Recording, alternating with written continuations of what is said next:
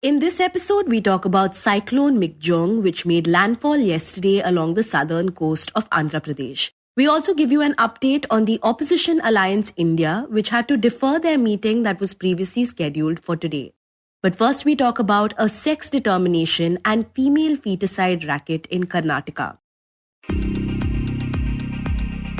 Hi, I'm Rahel Philipose, and you are listening to Three Things, the Indian Express News Show.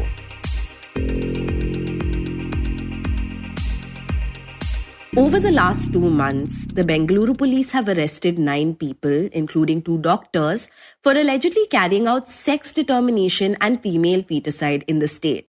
It's illegal to determine the sex of a fetus in India, and it's also against the law to obtain an abortion based on the result of the sex determination. However, an extensive 2-month investigation by the Bangalore police revealed the existence of a large-scale racket operating in the state, engaging in these illicit activities. According to the numbers that we have now, according to Bangalore City Police Commissioner B. Dayananda, the gang has carried out 242 female foeticides in the last 3 months, and the sex determination conducted by these people in the last 3 months or so, it could be as big as 900. That is the Indian Express's Kiran Parashar, who had reported on the story for the paper. What the police suspect is that these people were carrying out this entire racket for several years is what the police suspect, because there was doctors who were involved, there were nurses, there were lab technicians, there were agents, there were 2 hospitals which were involved. So police suspect there is a larger gang and it has been operating for a long time without coming to the notice of district health departments or even the police. Now, the police started investigating the racket in October when they came across a suspicious vehicle in Bengaluru. So on October 15th, Bayapnalli police in Bengaluru was on their patrolling duty and also were checking their vehicles, which is a routine thing for they do. So what happened was there was a car in which there was a pregnant woman, and there were a couple of people who were also with her other than the driver. So when police was about to stop their vehicle to check it, prior to that these people tried behaving something suspiciously. So the police also then took them to the custody. And during the questioning, one of the people from the vehicle confessed to the police that they had taken the pregnant woman to a sex determination center. So, Bayapnalli Police Inspector Prashant M. took them to the custody, checked their call details record and also the messages that were shared on WhatsApp and everything. And he found that there was some unusual activity and probably something beyond than what they have just seen or just they have witnessed of this single pregnant woman. And so they started probing into it. Soon, the police found out that the people in police custody had travelled multiple times to villages in the Mandya and Mysuru districts. Also, they had an information of some sex determination racket that was active in Mandya, which is 90 kilometers away from Bangalore. So, a police team from Bangalore went to Mandya district. So, they found that this sex determination was being carried out at a jaggery processing unit in an isolated place, which is a farm outside the village in Mandya district. And basically, the entire operation was the sex determination would be done in this jaggery processing unit where they had the scanning equipment and other things that were necessary. Post that, if somebody found that it was a girl child, then the pregnant woman, if she wished, she would be taken to Mysore. There is a hospital named Mata Hospital in Mysore. There, the kid would be aborted. From Mandya to Mysore, it is about 50 kilometers of distance, where there was a hospital and there was another clinic established by the same gang where these people used to abort the fetus. This led the police to the Matha Hospital in Mysuru and Dr. Chandan Balal, who runs the hospital and is also being considered as the mastermind of this racket. And Kiran says that Dr. Balal had actually taken over the racket from the previous owner of this hospital. He did not have to build a racket necessarily, because all they needed is nurses, lab technicians primarily, which they got from their own hospital. They had people working in their own hospital. And there were a couple of agents who also has a history of crimes, and also they wanted to make quick money. So Dr. Ballal, who was running this Mata hospital, got to know that some of the staff within the hospital were finding it suspicious in few of the activities that were run there. So immediately in 2022, they started a Ayurvedic Piles Care Center, and they shifted this entire team which was involved in female foeticide to that place where they carried out female foeticide. Now, Kiran says that the gang had a few agents who were tasked with bringing in pregnant women for the purpose of determining the sex of their fetuses. So one thing the investigation has clearly found out is that word of mouth. So as they have done this for years, so this might have been spread through word of mouth to different districts. That is one police clearly have established. But another thing that they are investigating is that these people or the agents might have some insiders or the contacts in scanning centers where the woman for her trimester or in the 5th month approach for the scanning, come to all these scanning centers, from where they collect the contact numbers of these women, and a gang will in return call to those people and inform them as they can determine the sex of the baby, and also they can abort if necessary and all these things. So this is how the word has spread to many places. In fact, the women who would approach these people did not just belong to Mandya district. They came from multiple districts in central Karnataka. Here, Kiran tells us what compelled many of the women to seek their services. Police also caught one of the pregnant women on October 15th, and when they questioned this police officer to whom I spoke to, he said that this woman was already having 2 female children and her in-laws hellbent they wanted a male child, which is why she was taken to this illegal sex determination place where they wanted to determine the sex of the fetus. But also there were some other women were also questioned who underwent abortion and all these things. Strangely, there were a lot of women who were pregnant for the first time, and when they got to know that it was a female child, they wanted to abort it. Probably it might not be they independently went to get aborted. Probably it might be a pressure from their families or husband or in-laws. So there were a lot of things, and all these people belong to middle class. None of them are from rich or below poverty line. All of them belong to middle class. Further, Kiran stated that for sex determination, the gang would charge each person between 5 to 10,000 rupees. Additionally, an abortion would cost them approximately 25,000 rupees. And over the years, the racket had earned the gang more than 2 crore rupees. Now, as we mentioned earlier, after the investigation, the police had arrested 9 people, including 2 doctors. However, Kiran said this entire case came as a shock to the local administration, especially to the Mysuru District Health Department. And this is because the Mata hospital was apparently locked for the last 4 to 5 months and was not registered under Karnataka Private Medical Establishment Act. But strangely, what came to light was, after the entire episode came to light, there was a notice that was put on the hospital's wall where it said that the hospital has been closed, but it carried a different date of June 22. So everybody felt suspicious because that letter never existed. A notice never existed till then. So how this notice cropped up, nobody came to know. So understanding the gravity of the situation, the Karnataka state government also handed over the case to Criminal Investigation Department, which is a special agency in Karnataka, to further probe.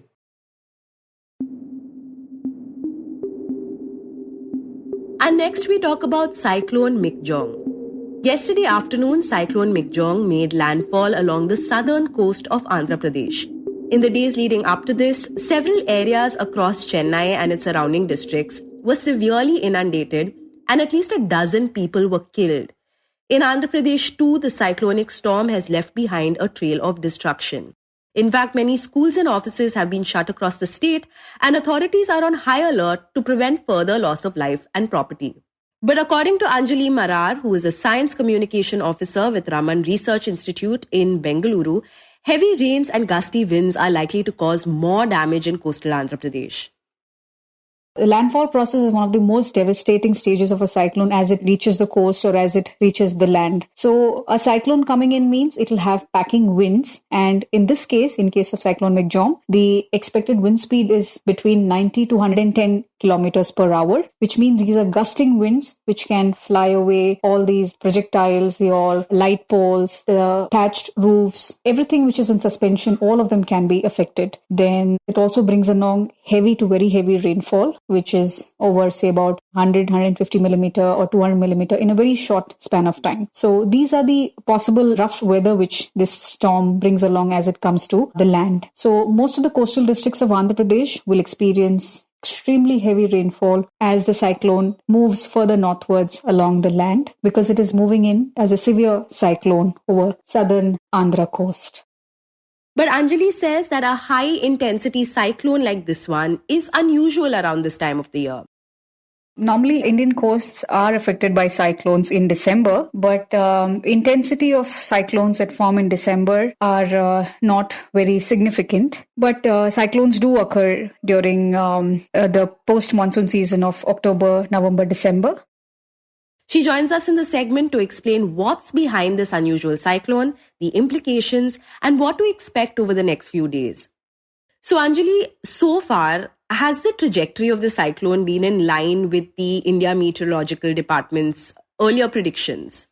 So Cyclone Michaung was predicted well in advance by the India Meteorological Department. Initially, it was thought to be reaching a severity of a cyclonic storm, wherein the wind speed touches between 62 to 87 kilometers per hour. But as the storm was inching closer to the Indian coast, the IMD upgraded its forecast. It upgraded the intensity and it became a severe cyclone. So in comparison to what was thought initially, the storm did intensify. Right, but we know that it's unusual for cyclones to intensify in this manner this time of the year. So what factors exactly led to Cyclone Michaung intensifying? So any cyclone requires heat or fuel. For example, our vehicle requires petrol or diesel to operate. Similarly, a cyclone requires heat from the ocean in order to intensify. So if the ocean waters are cool, then these systems do not intensify or the cyclone doesn't form. But for example, if the oceans are already warm and they get warmer as it progresses, because the systems can be at sea for about 10 days, 12 days before it makes a landfall. So if during the course, along its path, if there is heat supply to the system, then these cyclones can intensify. Well, heat is one of the main factors, but there can be other contributory factors which can make a cyclone rapidly become more severe. And some of these factors can be the upper ocean circulation, the wind speed, the air and sea interaction, convection. So there are multiple factors, all of which, when they come in a favorable manner, then the cyclone can rapidly intensify from a severe to extremely severe. It can keep increasing in the intensity categories. So that is typically what has happened this time around with Cyclone Michaung. The tropical cyclone heat potential. This is a value of temperatures in the water. It was at a certain favorable temperature, wherein as a storm was, this potential, especially off the Andhra Pradesh coast, was on the higher side. So when the coast was away from the land, it was thought that it will only become a cyclonic storm. But as the storm was reaching or moving towards the coast, it got more heat to fuel it and it became more intense. Right. And from a climate change perspective, do you think this raises some concerns? Well, it will be a very one-off example because we've not seen such intense cyclones in December very commonly. So at the moment, we cannot exactly say that it is a concern. But overall, if we talk about tropical cyclones, yes, the tropical cyclones are becoming more intense or their rapidification. That is, their intensities are rising at while at sea. What is anticipated and what it turns out to be, that rapidification is becoming more difficult to predict. Because more the intense cyclone, more difficult and challenging it becomes to predict, and more is the devastation that it can cause. So cyclones are becoming intense in both the Indian Ocean and the Bay of Bengal. That is a concern. Right. So we are recording this interview just hours after the landfall process began. So what's next for Cyclone Michaung? Right. So now that the landfall process is going on, any cyclonic storm, when it comes over land, it encompasses obstruction. It could be buildings, it could be trees. So naturally, the speed of the wind or the intensity of the storm reduces. So now that the storm has come onto land, over the next few hours or early Wednesday onwards, the intensity will slowly start reducing. From the severe cyclonic storm category, it will degrade into a cyclone and it will further keep degrading. But as it keeps moving north or northwestwards, it will completely move along the Andhra Pradesh coast, and it is expected to keep moving into southern Odisha as well, where the IMD has again predicted isolated heavy rainfall until tomorrow, and there is a orange alert over southern Odisha districts. So overall, the east coast seems to be a little disturbed. There will be rough weather till the system dissipates by Thursday and so on. And in the end, we talk about the opposition alliance, which is called the India Bloc. The Congress has deferred the meeting of its India Bloc allies called by Party President Mallikarjun Kharge after several leaders of different parties said that they plan to skip it. The meeting was scheduled for today. Party said that the meeting will be rescheduled to the third week of December at a date that is convenient to all. Trinamool Congress Supremo and West Bengal Chief Minister Mamata Banerjee on Monday had expressed her unavailability to attend the meeting, saying that she will be visiting North Bengal from the 6th of December to the 11th of December. And with Tamil Nadu recovering from the heavy rainfall brought in by Cyclone Michaung that left several parts of the state submerged, Chief Minister M.K. Stalin too would have been unable to attend the meeting. Meanwhile, JDU President and Bihar Chief Minister Nitish Kumar is unwell. Now, this comes after the Congress party's defeat in the Hindi heartland. The party had lost the assembly elections of Chhattisgarh, Rajasthan and Madhya Pradesh. And this had landed it in trouble with its India allies, with both Akhilesh Yadav and Mamata Banerjee sending strong messages to the party. Yadav, without naming the Congress at an event, said that now that the results are out, the ego has also ended. अब परिणाम आ गया, अहंकार भी खत्म हो गया। हमारे पत्रकार साथी परिणाम नहीं अहंकार खत्म किया है। मुझे उम्मीद है कि आने वाले समय में फिर रास्ता निकलेगा, क्योंकि The alliance had hit a rough patch in the run-up to the polls after seat-sharing talks between the SP and Congress fell through in Madhya Pradesh. Yadav had then remarked, quote, "Only during the MP polls did I find out that the India alliance is only for the Lok Sabha. The question is about credibility. If the Congress behaves like this, who will stand with them?" Unquote. TMC Chief Banerjee, meanwhile, hit out at the Congress, saying that it would have won in Madhya Pradesh, Chhattisgarh and Rajasthan had they agreed to share seats. She said, quote, "India parties cut some votes and this is the truth. We had suggested a seat-sharing arrangement. They lost because of division of votes." Unquote. You were listening to 3 Things by the Indian Express. Today's show was edited and mixed by Suresh Pawar. It was written and produced by me, Rahel, Philipose and Utsa Sarmin, who originally spoke to Kiran for the first segment. If you like the show, then do subscribe to us wherever you get your podcasts. You can also recommend the show to someone who you think will like it. Share it with a friend or someone in your family. It's the best way for people to get to know about us. You can also tweet us at Express Podcast and write to us at podcast@indianexpress.com.